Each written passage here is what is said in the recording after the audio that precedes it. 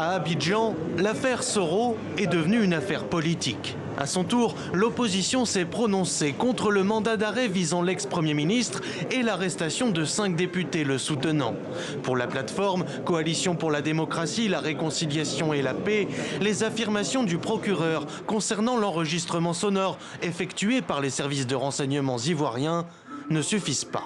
Que ce soit en écoutant l'audio, que ce soit en lisant le texte, on se rend compte qu'il y a des phrases incompréhensibles. Non, on ne peut pas, sur la base d'un tel document, envoyer des gens en prison.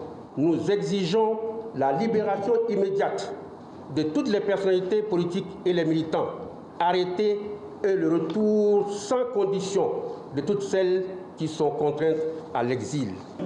Mais pour l'heure, sur le fond de l'affaire, la bataille juridique se limite à un duel de communicants. Sur notre plateau, le porte-parole du gouvernement a dénoncé la stratégie de Guillaume Soro. Guillaume Soro, c'est l'enfumage. C'est la stratégie de l'enfumage.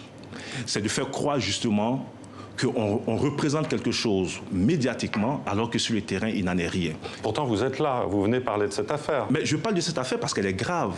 Il s'agit d'atteinte à la sûreté de l'État. Du côté de la défense, le discours ne change pas. Le fameux enregistrement effectué en 2017, selon cet avocat, est une tentative de discréditer le candidat déclaré à la présidentielle. Ça fait 2 ans. D'où vient-il qu'il y ait flagrance? Et cela dans une orchestration pour manipuler l'opinion.